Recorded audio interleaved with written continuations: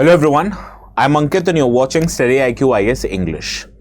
Remember that fund that government created during COVID-19 pandemic? PM Cares Fund. Yes, that fund. It is in news in 2026, but for all the wrong reasons. What are all the wrong reasons? We'll understand this in our today's video. Now, the notes which I will be using in our today's session, in case if you want to download them, you can go to a particular Telegram channel called as ATS Live.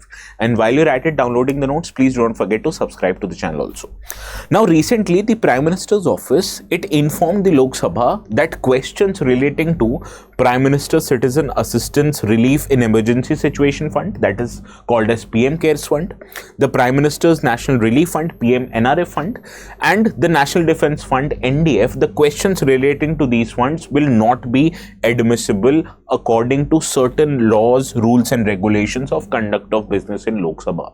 So why did government took such a problematic position? The legal aspects of it, we'll understand this in our today's video.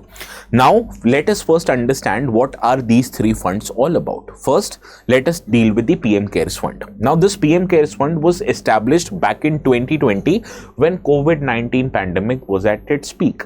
Now, what you need to understand, the proceeds of this fund does not just caters to COVID-19 victims. It deals with any kind of emergency or distress situation, and the funds or proceeds from PM Cares will be used to provide relief to the affected. So this is a general fund which would provide finances to any person who is distressed from any emergency, be it COVID, be it any future emergencies.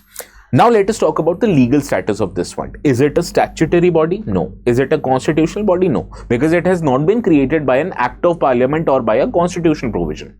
Rather, it is a public charitable trust and it has been registered under Registration Act of 1908. Right? Now, second aspect of this fund is the source of the funding. The source of this funding is purely contributory, made by public like you and I. It is not paid by any taxpayers' money.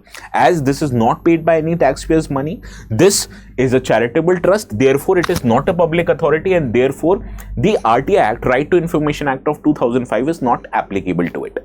Now, as this is a charitable trust, it is not a state or it is not a government control body. Therefore, the audit and the powers of Comptroller and Auditor General is not applicable to it. And you will be surprised to know what I am about to say. What do you think is the amount that is managed by this fund, PM Cares? Is it 100 crore, 200 crore? No. It is 6,283.7 crore rupees that is managed by this fund. And as this is a huge amount of money, government not allowing the questions of this fund in the parliament is a problematic stance, right? Now let us talk about another two funds. First is the Prime Minister's National Relief Fund, which was established back in 1948. What do you think was the priority of the government in 1948, right? In 1948, India was facing the problems of partition. So this fund was established or created specifically to help displaced person after the partition. But later on, and currently, it is used to provide immediate relief to persons who are affected by natural disasters, major accidents, as well as riots. Another information that you need to know, the source of these funds. Like PM Cares, it is entirely based on voluntary public donations.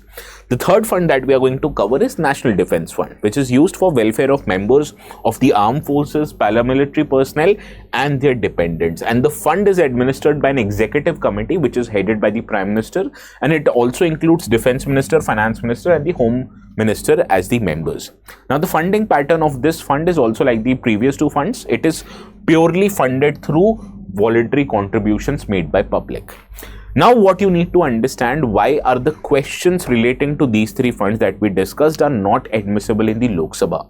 First of all, the contributions made to all of these funds are purely voluntary in nature. They are not funded by government's expenditure. They are not funded by the tax that we pay to the government. Similarly, as these are not withdrawing any money from the Consolidated Fund of India, therefore parliamentary permission is not required to withdraw money from it. As you may remember, during budget, why do you need to get budget passed by the parliament? Because whenever government makes any expenditure, it needs to be done through Consolidated Fund of India. And whenever government wants to withdraw money from Consolidated Fund of India, it needs permission of the parliament. And Consolidated Fund of India, it gets its proceeds from the tax, right? Tax and non-tax revenue of the government. But this fund, that is we are talking about PM Cares, National Relief Fund and the NDF, these are not funded by the taxpayers' money. And withdrawing from these funds, you don't need permission of the parliament like you need for the Consolidated Fund of India.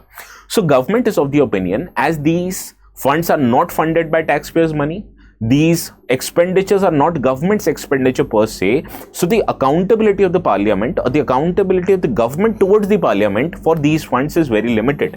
And that is why government is not allowing any questions to be posed in the parliament specifically for these three funds. Now, government based this kind of an opinion on certain rules of the conduct of business that is there in the Lok Sabha. First is Rule 41(2) subsection 7th. The rule number is not important, the argument given here is important. Now, this particular rule of conduct of business of Lok Sabha deals with matters which are not primarily the concern of the government. It says any matter which is not primarily the concern of the government, the question on these matters are not to be admissible in the Lok Sabha. Similarly, there is another rule, Rule 41(2) subsection 17th. Another thing, the number of the rule is not important, the argument is important.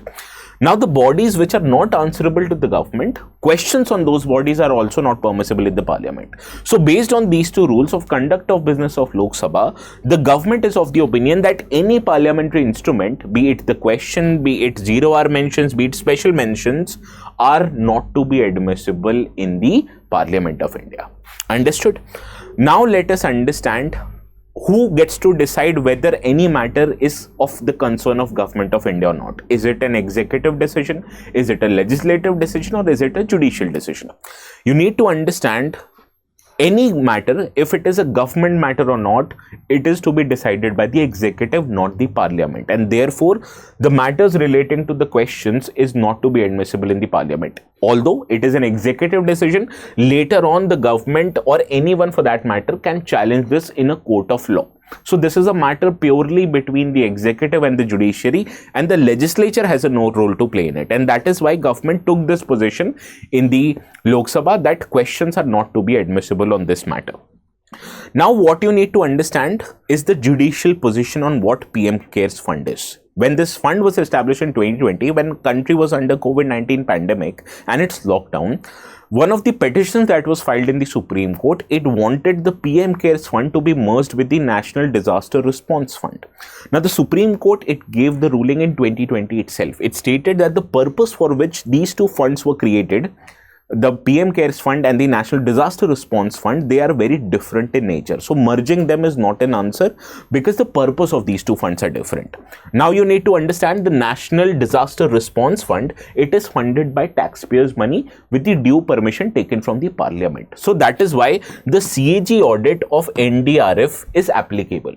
But when it comes to the PM Cares Fund, I told you this has to be funded by voluntary contributions made by public. So that is why the CAG audit of PM Cares Fund is not applicable. So this is the reason why the NDRF and PM Cares was not merged, and this is the reason why for NDRF the CAG does the audit, but for PM Cares it can't.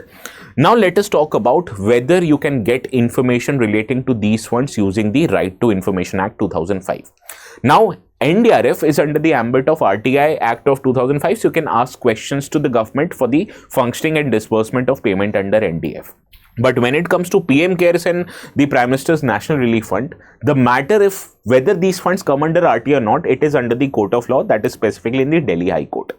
Now, next hearing relating to the status of PM Cares Fund, whether it would fall under RT or not, is scheduled to be heard on April the 1st. Yes, a funny day. So we'll get to know whether the PM Cares Fund is under RT or not. But presently, NDF is under the RT Act, but PM Cares Fund and the National Relief Fund are not under RT Act.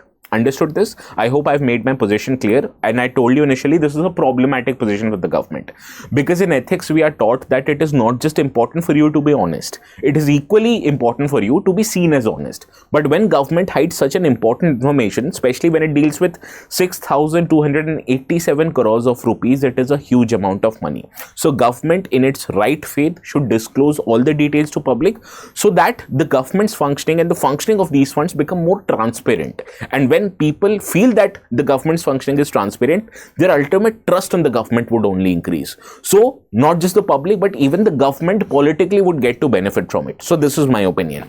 I want your opinion also in the comment section. And there is a question that I've curated exactly on the lines of UPSC pattern. But before that, I need to make a very important announcement. Now, the terms etc. that we covered is an important part of polity syllabus. Polity is one of the subjects in UPSC, but there are many other important subjects: history, geography, economy, and there are some smaller subjects like IR, security, etc. You need to cover all of these important subjects if you're really serious about your UPSC attempt. Now, to take help while preparing for UPSC, you can go to any institutions, but I can guarantee if you come to StudyIQ, you're going to get live classes, recorded lectures in case if you miss live classes, you're going to get access to one-to-one mentorship, test series for both prelims and mains. All of these are exclusive part of our GS P2F foundation batches, which are offered separately for students looking to give exams in 2027 and 2028.